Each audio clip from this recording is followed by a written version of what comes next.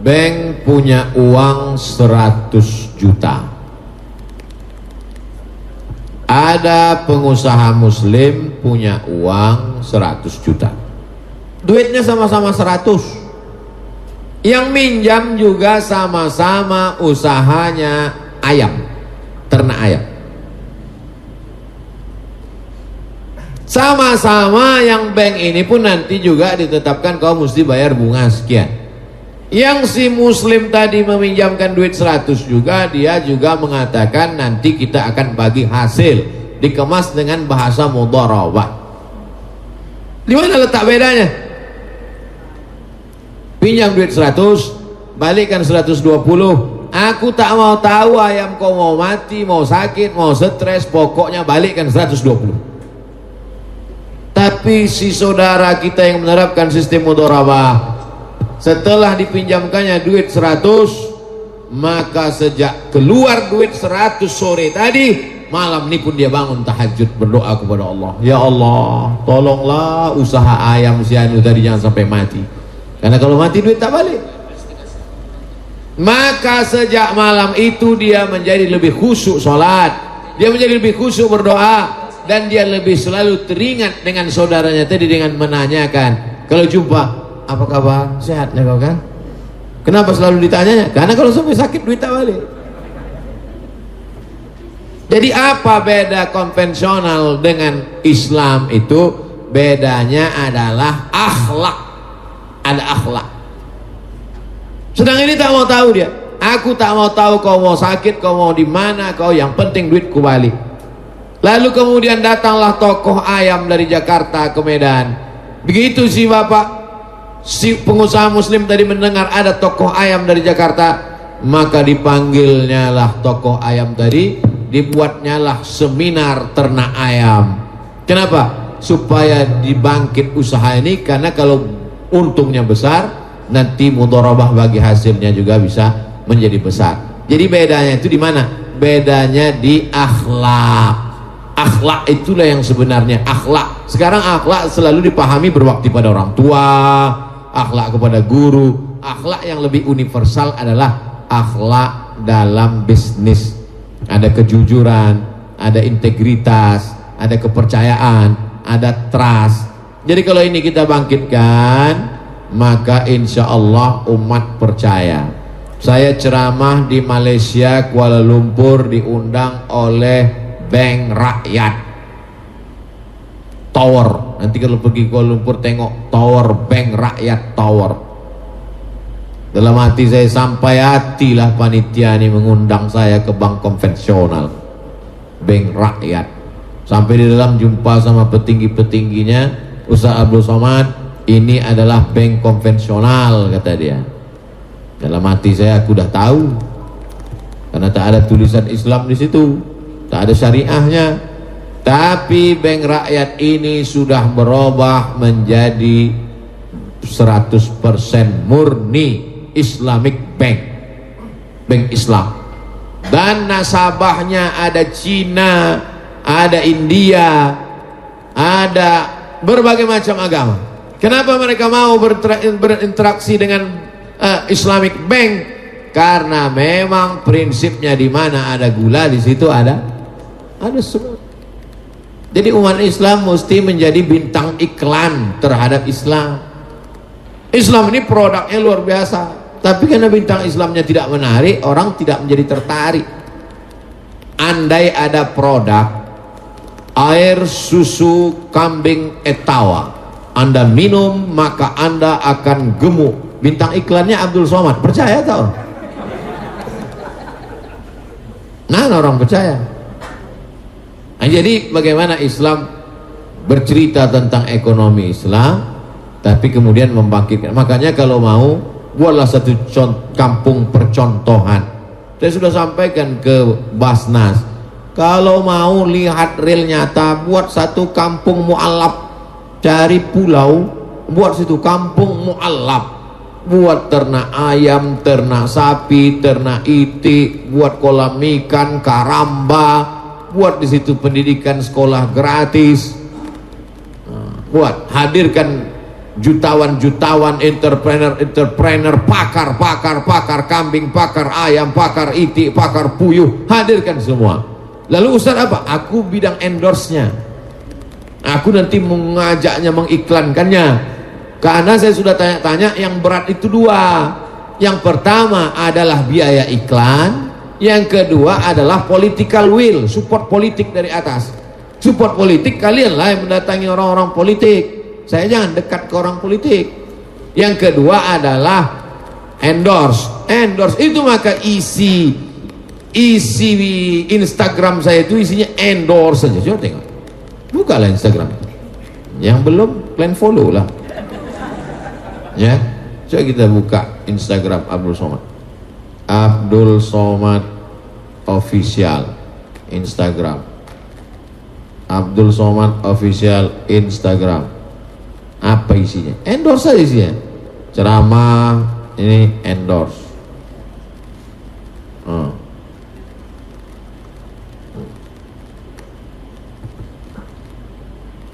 Tak ada pula paket. Ayo gabung menjadi driver Raja Sayur. Jangan lupa download aplikasi Raja Sayur. Buka handphone, Play Store, aplikasi Raja Sayur, download. Produk halal menjadi nomor 1 di aplikasi Raja Sayur demi meningkatkan ekonomi umat. Berkah selalu. Terima kasih. Assalamualaikum warahmatullahi wabarakatuh. Ustadz, kami punya program nih, aplikasi ini ekonomi keumatan. Banyak saudara-saudara kita. Saya tanya, setelah saya yakin, percaya, mari kita buat videonya. Nanti kalian share, nanti gue bantu share. Sampai sekarang tak ada orang ini cerita berapa saya dapat untuk royalti tadi. Karena memang udah janji saya itu, setiap yang sifatnya keumatan. Maka kalau datang jamaah bawa kerupuk, bawa keripik, senyum dia, udah tahu saya itu, minta endorse lah itu. Bawa gula merah, bawa kain batik, macam-macam. Wallahualam. Alhamdulillah, luar biasa. Baik Bapak Ibu, kita masuk sesi tanya.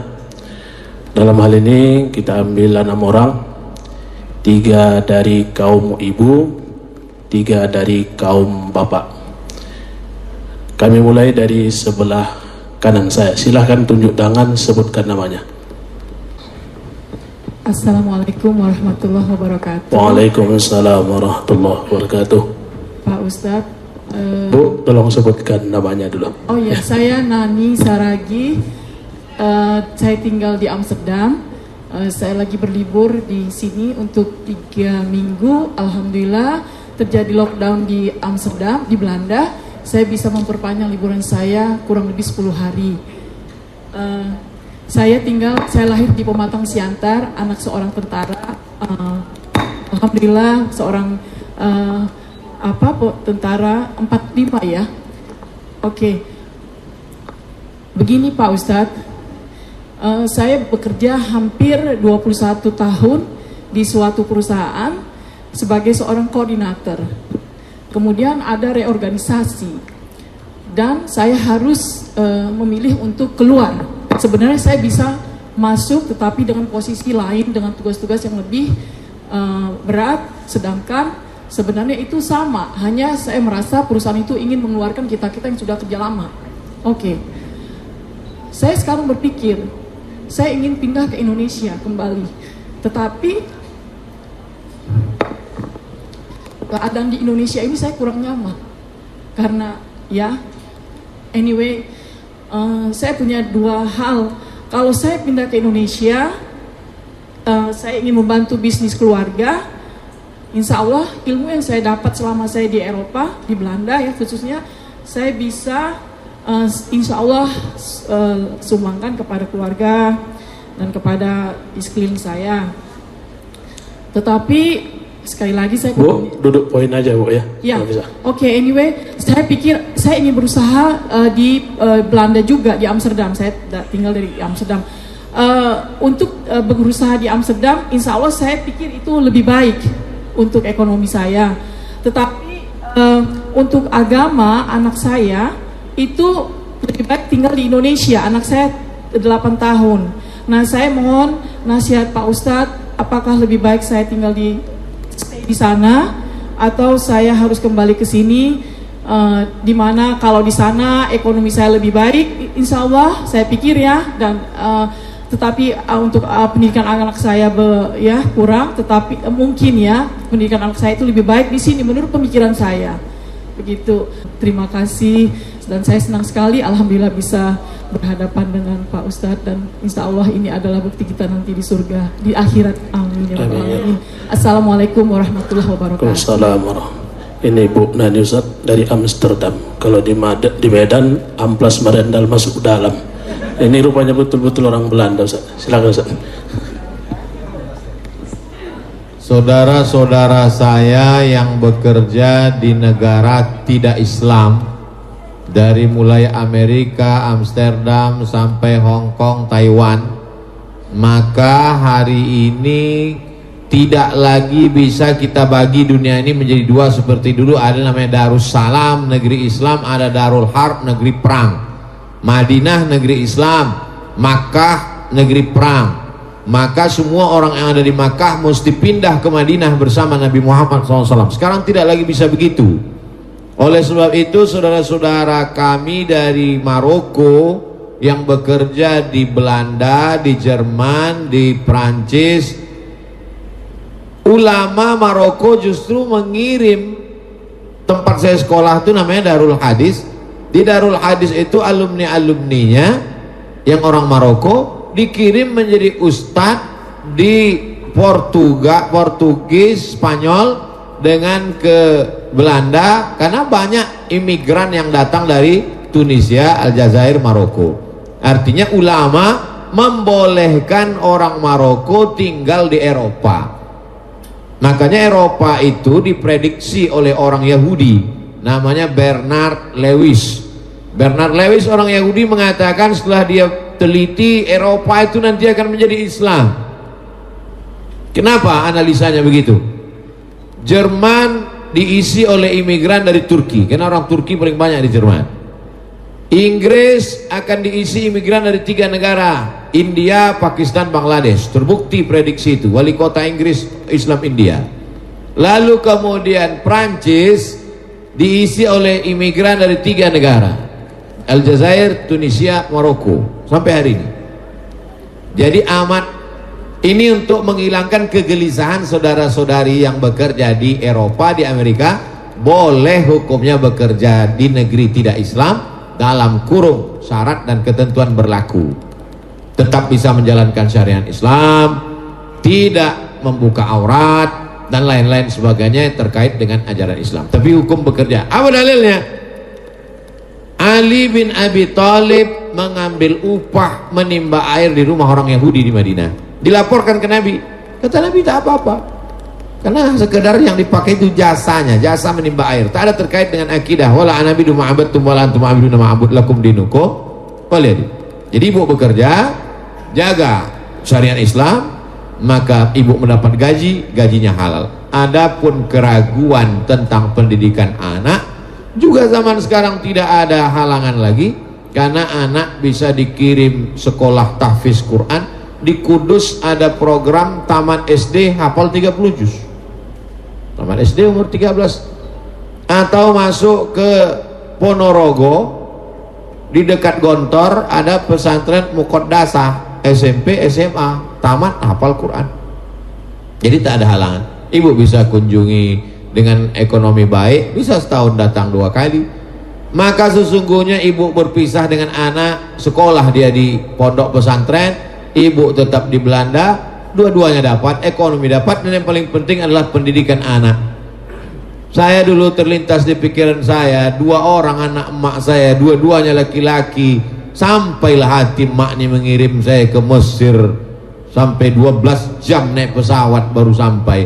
Sekarang saya baru paham, rupanya dialah yang sayang dengan anaknya. Adapun emak kawan saya yang tak dikasihnya dia pergi, bukan begitu cara sayang pada anak.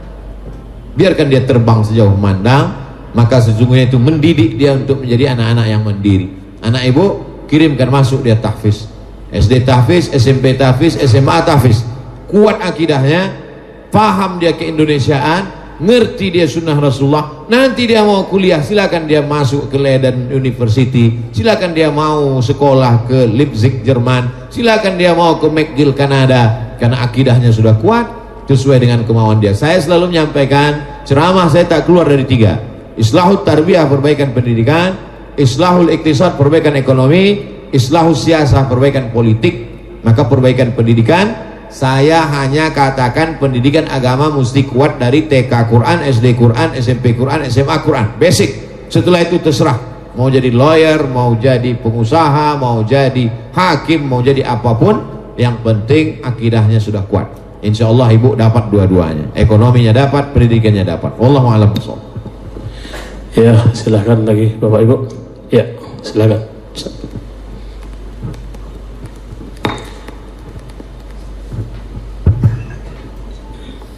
Bismillahirrahmanirrahim. Assalamualaikum warahmatullahi wabarakatuh. Alhamdulillah, salatu wassalamu ala Rasulillah wa ala alihi wa sahbihi wa mawala. Amma ba'd.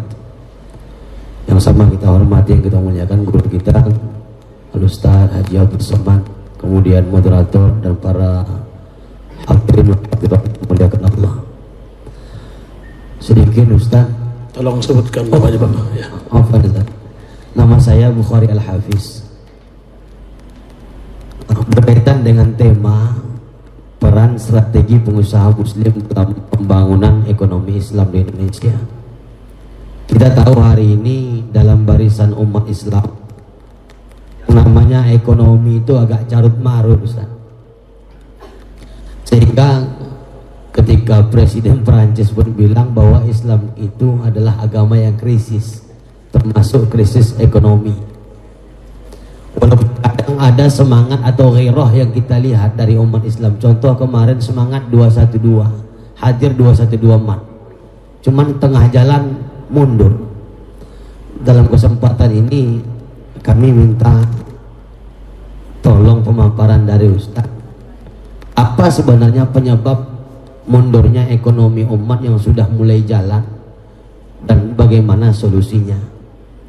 Yang kedua Ustaz, apa strategi yang ampuh setelah menguatkan iman yang Ustaz sampaikan bagi muslim untuk meningkatkan ekonomi, yang tadi sudah disampaikan juga oleh abang saya Bang Api Effendi, anak Melayu Sergei, saya anak Melayu Asahan Ustaz dari Tanjung Balai.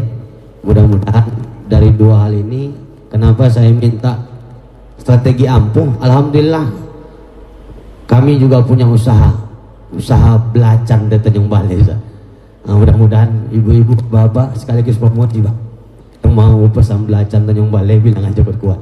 Sekira demikian. Nasrul minallahi wa fathun qarib wa basyiril mu'minin. Assalamualaikum warahmatullahi wabarakatuh. Kalau ada dua orang di tengah laut, kapalnya pecah, menabrak karang, dipukul ombak, dihempas gelombang, maka yang selamat itu adalah yang pandai berenang. Maka ajarkanlah anak-anak kita berenang. Pesan sahabat Nabi, alimu auladakum as-sibahah war-rimayah. Ajarkan anakmu as-sibahah, berenang, war-rimayah, memanah. Sebetulnya itu makna dipahami, makna hakiki dan makna majazi, kiasan. Memang betul-betul merenang dan memanah, tapi yang dimaksud berenang adalah siap di air dan memanah siap di darat. Karena kalau di darat kita memang memanah naik kuda, dan di air kita berenang. Artinya poin yang pertama, bahwa siap memanah siap merenang itu kalau di bidang ekonomi ya betul-betul paham ilmu ekonomi. Kalau dia manajemen, memang betul-betul paham tentang manajemen. Supaya apa? Ilmunya ada. Makanya dalam Islam itu diajarkan yarfa'illahu alladzina amanu minkum walladzina utul ilma, ilmunya. Dan semua itu ada ilmunya. Tidak bisa dipelajari, tidak bisa tanpa dipelajari. Semua ada ilmunya. Ada ilmu agama, ada ilmu politik, ada ilmu ekonomi, ada ilmu budaya, ada ilmu sosial. Nah, maka tidak hanya sekedar semangat yang berapi-api tanpa didasari oleh ilmu. Ilmu tidak dibatasi oleh ruang kelas. Kalau kata orang Minangkabau, alam takambang menjadi guru, alam terkembang ini menjadi guru.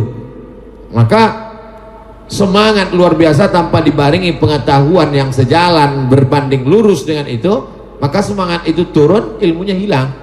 Maka ilmunya, nah, saya tidak kaitkan hanya dalam kasus 212, termasuk apapun nanti ke depan, maka ilmu. Yang kedua, memang hari ini kalau tampil terlalu awal, nanti dia menjadi prematur, cepat dipukul.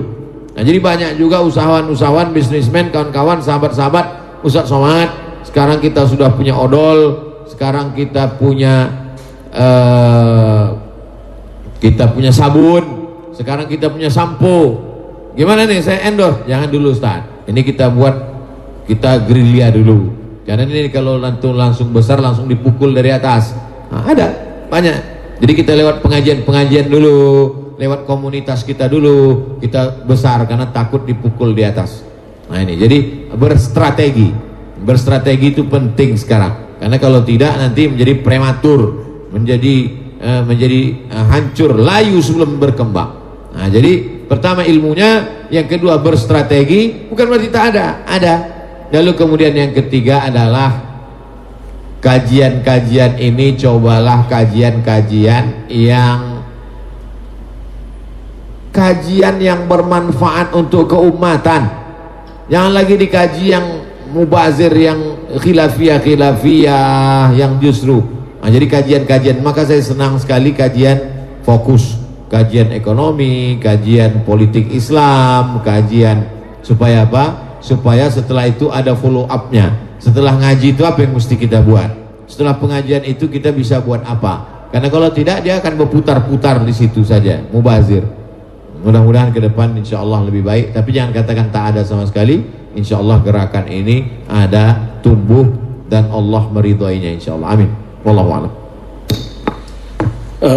Baik Bapak Ibu, ada lagi yang mau bertanya? Ya, silakan Pak. Iya, silakan Pak. Berdiri Pak.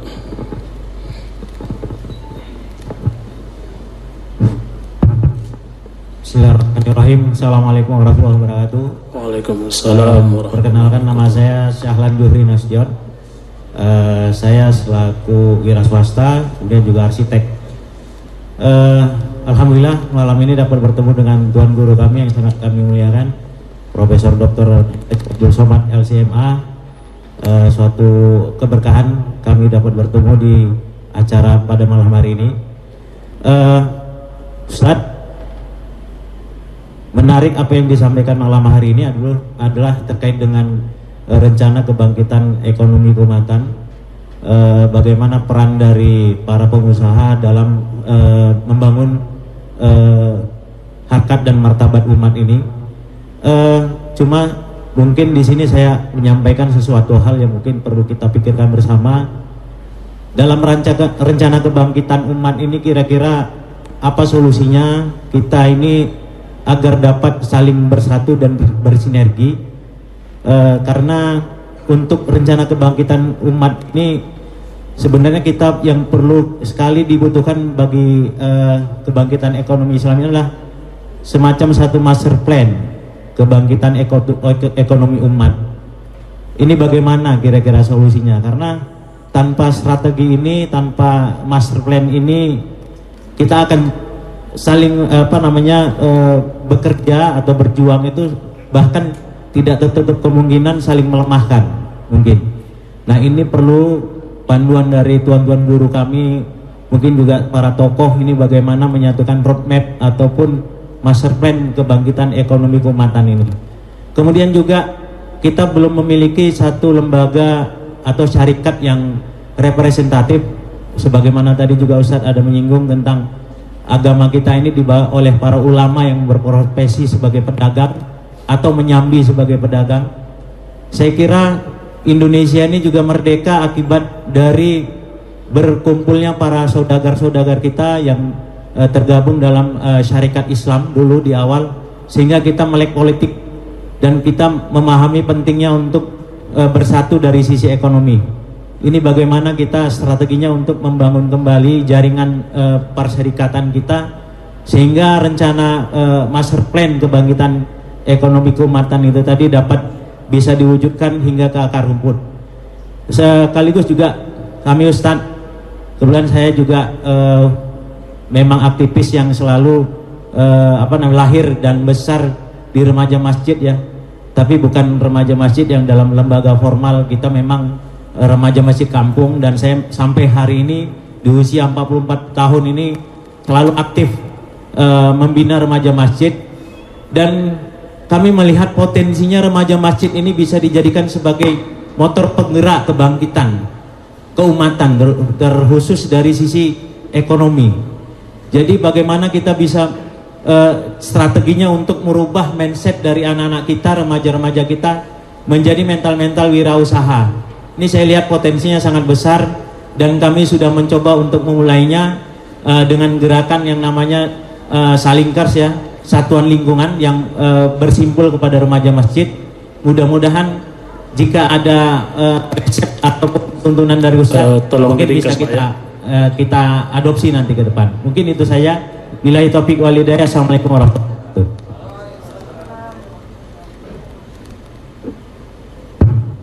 Al arwah junudun mujannadah. Ruh itu seperti tentara-tentara. Wama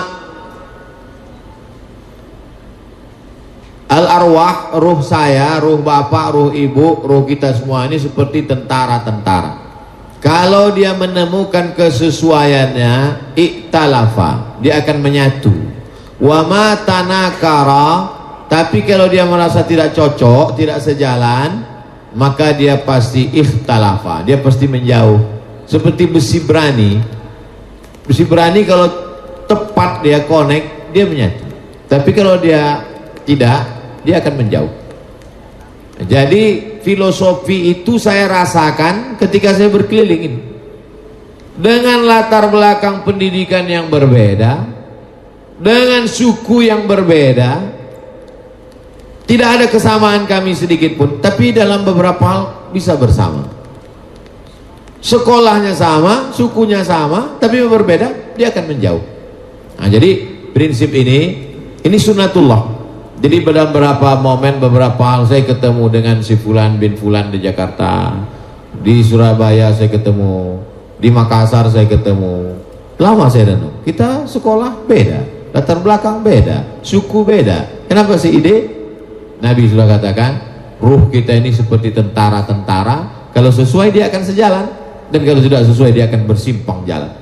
Tapi tidak serta-merta lalu kita tidak punya strategi. Lalu semuanya, udahlah serahkan aja lah, nanti kalau memang sesuai kita sejalan ini. Enggak, kita tidak bisa jalan sendiri masing-masing, mesti ada kerjasama. Maka sesungguhnya apa yang saya lakukan selama ini, setiap daerah ini saya bagi dalam 3 kali. 2021 saya ke Medan 3 kali, Sumatera Utara 3 kali, bulan Januari, bulan Mei, bulan Juni, Juli, Agustus, September, Oktober. Nah, jadi saya balik dari mulai Aceh sampai ke timur Indonesia, Wakatobi, Sulawesi. Nah, itu berarti saya tetap datang 3 kali. Kedatangan saya itu mesti menyentuh 3 aspek. Pertama, akar rumput, saya ketemu dengan masyarakat di tanah lapang, kalau seperti dulu waktu tidak ada COVID. Yang kedua, saya ketemu dengan tokoh-tokohnya, tokoh ormas, tokoh masyarakat, alim ulama, cerdik pandai, ketemu dengan pawang-pawangnya, karena menyatukan buaya ini sulit, yang lebih sulit lagi menyatukan pawang-pawangnya. Yang ketiga adalah ketemu komunitas-komunitas, komunitas Ikatan Dokter Indonesia, komunitas lawyer, pengacara-pengacara, komunitas pengusaha-pengusaha. Nah, itu. Jadi 3 itu mesti tersentuh, akar rumput, alim ulama, cerdik pandai, tokoh masyarakat, dan komunitas-komunitas. Kita bicara target secara umum saja dulu. Bagaimana jangan ada orang miskin lapar tak makan, bagaimana ada anak berprestasi jangan sampai tak sekolah. Nah, jadi program-program itu semuanya saya posting secara pribadi di Instagram, tapi kemudian di yayasan khusus ada, dicari YTWU, Yayasan Tabung Wakaf Umat. Program bagi beras ke nomor rekening ini. Program santunan anak berprestasi tapi yatim duafa ke nomor rekening ini. program rehab rumah ke nomor rekening ini, program wakaf Quran ke nomor rekening ini. Anda bisa kirimkan langsung atau datang waktu pengajian atau dijemput oleh relawan kami. Semua secara tertulis sudah saya share. Bisa tinggal copy paste program-program itu. Nanti ketika kita jalankan, kita bisa bersinergi bersama-sama, otomatis ketemu. Saya sudah praktekkan di beberapa tempat, otomatis ketemu. Kita akan ketemu kalau channelnya sama. Tapi kalau beda channel, setengah mati tak akan ketemu. Termasuklah pertemuan kita malam ini insya Allah karena di channel yang sama insya Allah. Amin ya rabbal alamin. Wallahu a'lam. Baik Bapak Ibu, nampaknya waktu juga lah yang memisahkan kita pada malam hari ini. Bapak Ibu hadirin jamaah yang saya muliakan dan dimuliakan oleh Allah Subhanahu wa taala. Tadi sama-sama kita telah mendengarkan tausiah yang disampaikan oleh Ustaz guru kita Haji Abdul Somad LCMA. Kemudian ada sesi tanya jawab. Mudah-mudahan kesemuanya ini membawa keilmuan bagi kita semuanya, kemudian membawa keberkahan bagi kita yang hadir pada hari ini. Kalau dulang, dulanglah Tuhan, injak-injak batang jemari. Kalau pulanglah Ibu dan Tuhan, ingat-ingat gaji kita hari ini. Mari Bapak Ibu, sebelum kita beranjak dari tempat ini untuk mengambil keberkahan acara ini, kita mintakan kepada Tuan Guru kita Profesor Haji Abdul Somad LCMA untuk memimpin doa. Kepada Tuan Guru kami persilakan dengan hormat. Sebelum saya berdoa, saya mau kita pulang simpulnya. Ikuti aja update di Instagram dan di FB dengan Yayasan Tamu Wakaf. Kopilah program, kopi, lakukan, ketemu kita insya Allah. Ketemu dalam program, ketemu dalam tujuan. Setiap hari Jumat, Sabtu kedua saya di Pekanbaru, saya keliling. Tapi Jumat Sabtu saya khususkan, saya mau kasih tahu supaya kita membuat hal yang sama, supaya kita bisa bersama. Sama pikiran kita, sama tujuan kita. Jumat Sabtu, Jumat itu saya khutbah. Habis khutbah itu membagi program sosial ke panti, ke fakir miskin, ke duafa langsung. Lalu kemudian malamnya jam 3 sampai jam 4, jam 2 sampai jam 3 ngaji, pengajian. Malam lebih khusyuk. Jam 3 sampai jam 4 tahajud witir. Jam 4 sampai jam 5 zikir muhasabah. Jam 5 sholat subuh, kajian subuh sampai waktu isyraq. Habis itu sholat sunat isyraq. Habis itu tanya jawab. Habis itu sarapan. Jadi antum bisa copy paste itu. Program-program itu copy paste. Ada kalanya menangkap ikan besar, jala besar, jaring besar. Nanti setelah terjaring baru diklasifikasikan. Ini ikan teri, ini ikan bawal, ini ikan tongkol, ini ikan hiu, ini ikan paus. Penanganan ikan ini begini, ini begini. Jamaah ini dibagi 3. Ada yang satu pasukan inti di tengah, pengurus. Baru ring yang kedua relawan-relawan. Komunitas-komunitas, komunitas emak-emak, komunitas bapak-bapak, komunitas bikers, komunitas anak muda. Komunitas ini dibimbing. Ada ketuanya, ada sekretarisnya, ada bendaharanya, ada penanggung jawabnya, ada koordinatornya. Baru kemudian yang ring 3 jamaah secara umum. Jadi dakwah ini tidak hanya lepas-lepas saja lagi. Mesti ada pengikat, ada simpul-simpulnya. Jadi pertemuan kita tidak hanya sekedar pertemuan, tapi ada yang bisa kita ambil, kita bawa program-program sesuai dengan bidang kita masing-masing. Al-Hazihin Niyah Al-Fatihah.